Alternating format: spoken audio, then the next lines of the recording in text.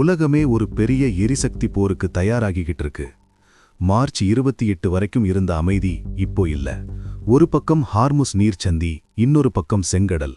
இரண்டையுமே Iran தனது முழு கட்டுப்பாட்டுக்குள்ள கொண்டு வந்துட்டாங்க. ஆனா இவ்வளவு பதற்றம் இருந்தோம், கச்சா எண்ணெய் விலை ஏன் இன்னும் $150 தாண்டல? அதுக்கு பின்னாடி ஒரு ரகசிய ஆர்டிஃபிஷியல் கண்ட்ரோல் இருக்கு. அது என்னன்னு தெரியுமா? வணக்கம், நான் உங்கள் ஏகே. ஹார்முஸ் நீர்ச்சந்தி விவகாரத்துல கடந்த 72 மணி நேரத்துல நடந்த அதிரடி மாற்றங்கள் உலக பொருளாதாரத்தையே ஆட்டி படைக்க போகுது. இதனால இலங்கையர்களோட பர்ஸ்ல இருந்து உலக நாடுகளோட பட்ஜெட் வரைக்கும் என்ன நடக்க போகுதுன்னு தெளிவா விளக்குறேன். மார்ச் 28க்கு பிறகு ஈரான் தனது கடற்படையை ஓமன் வளைகுடா மற்றும் செங்கடல் பகுதிகளில் நிலைநிறுத்தி கப்பல் போக்குவரத்தை முழுமையாக கண்காணிக்க தொடங்கிட்டாங்க. எங்க அனுமதி இல்லாம எந்த கப்பலும் போகாது என்கிற மறைமுக மிரட்டலால் இப்போது 70% கப்பல்கள் இந்த வழியை தவிர்த்துட்டு ஆப்பிரிக்காவை சுற்றி போக ஆரம்பிச்சிருக்காங்க. இது போக்குவரத்து செலவை மிக கடுமையா உயர்த்த போகுது. உலகமே இப்போ போர் முழக்கமிட்டுக்கிட்டு இருக்கிற இந்த நேரத்துல தான் இன்னைக்கு மார்ச் 31 ஈழத்தமிழர்களின் உரிமை போராட்டத்தின் பிதாமகன் தந்தை செல்வாவின் 128வது பிறந்த தினம். அவர் அன்று முன்னெடுத்த அகிம்சை மற்றும் அறவழி போராட்டங்கள் எவ்வளவு முக்கியமானதுன்னு இப்போ இருக்கிற சர்வதேச போர் பதற்றத்தை பார்க்கும்போது புரியுது.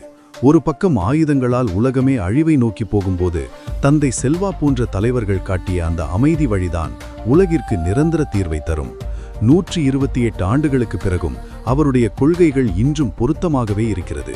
ஆனா இன்னைக்கு ஒரு கசப்பான உண்மையையும் நாம பேசியாகணும்.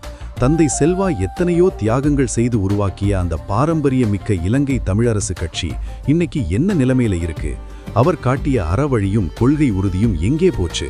இன்னைக்கு கட்சியை வழிநடத்த தகுதியான தலைமை இல்லாம தங்களுக்குள்ளேயே நாற்காலி சண்டை போட்டுக்கிட்டு இருக்காங்க. ஒரு காலத்துல தமிழர்களின் ஒட்டுமொத்த குரலாக ஒலித்த கட்சி இன்னைக்கு உட்கட்சி பூசலால சிதறி போயிருக்கு. தந்தை செல்வாவின் கொள்கைகளை மறந்து வெறும் பதவிகளுக்காக சண்டை போடுறது அந்த உன்னத தலைவருக்கு நாம செய்யற துரோகம் இல்லையா? யோசிச்சு பாருங்க. சரி, இவ்வளவு பதற்றம் இருக்கு, ஆனாலும் கச்சா எண்ணெய் விலை ஏன் இப்பவே $150 தாண்டி போகல? அதுக்கு ஒரு முக்கியமான காரணம் இருக்கு. அமெரிக்கா மற்றும் ஐரோப்பிய நாடுகள் தங்களது அவசர கால சேமிப்பில், அதாவது ஸ்ட்ராட்டஜிக் பெட்ரோலியம் ரிசர்வில் இருந்து சுமார் 400 மில்லியன் பேரல் எண்ணெயை சந்தைக்கு ரிலீஸ் பண்ண ஆரம்பிச்சிருக்காங்க. இந்த ரிசர்வ் க்ரூட் வெளியே வர்றதுனால தான் விலை இப்போதைக்கு $106 இருந்து $110 ரேஞ்சில் கட்டுக்குள்ள இருக்கு. ஒருவேளை இந்த சேமிப்பு தீர்ந்து போனா அல்லது ஈரான் இன்னும் அழுத்தத்தை கூட்டினா விலை ஈஸியா $150 தாண்டிடும். அமெரிக்காவோட ரிசர்வ் ஆயில் ரிலீஸ் எவ்வளவு நாளைக்கு இந்த விலையை தடுத்து நிறுத்தும்னு தெரியல. ஒருவேளை ஏப்ரல் மாசத்துல பதற்றம் இன்னும் அதிகமானா பெட்ரோல் விலை கட்டுக்கடங்காம போகும். தற்போதைய சூழல்ல நீங்க என்ன நினைக்கிறீங்க? இது உலக போருக்கான ஆரம்பமா அல்லது பொருளாதார ரீதியான அழுத்தமா? உங்க கருத்தை கமெண்ட்ல சொல்லுங்க. முக்கியமான சர்வதேச செய்திகளை உடனுக்குடன் தெரிந்து கொள்ள நமது வாட்ஸ்அப் சேனலில் இணையுங்கள். சிந்திப்போம், செயல்படுவோம். உங்கள் ஏகே.